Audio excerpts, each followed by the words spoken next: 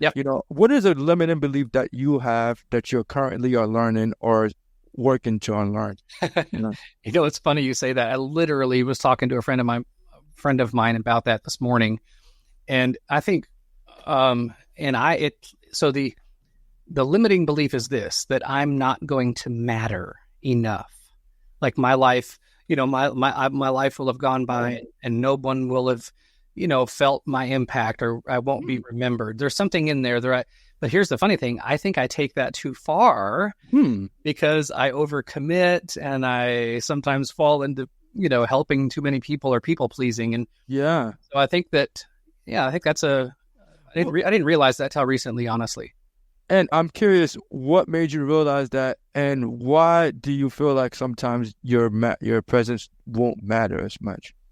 Yeah, so I don't know necessarily why. The reason I realized it was my friend Quentin actually called me out, and so I'm part of a mastermind group where men get together and just help each other. Yeah, and professionally and personally. And he challenged me one day, and he said, I wonder if you've got something else going on inside of your heart, because you tend to have very poor boundaries.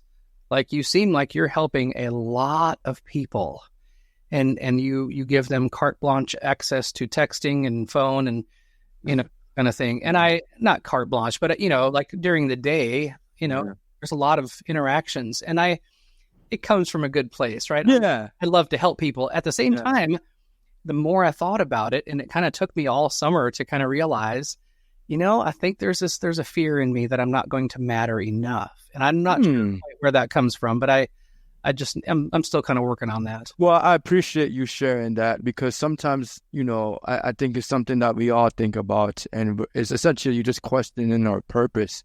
And it's funny that you mentioned the cell phone thing, because I did see your phone number just okay.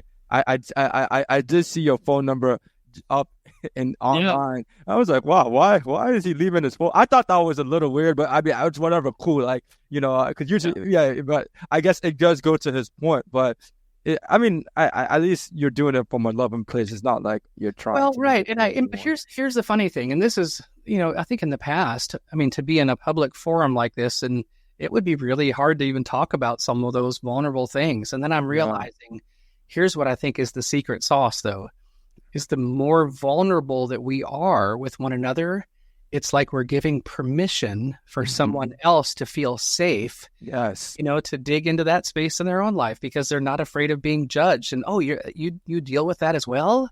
Because quite often we don't know that. And ultimately, you're living your purpose. And that's part of your purpose. You're helping other people learn more about themselves by revealing your own character, your true character.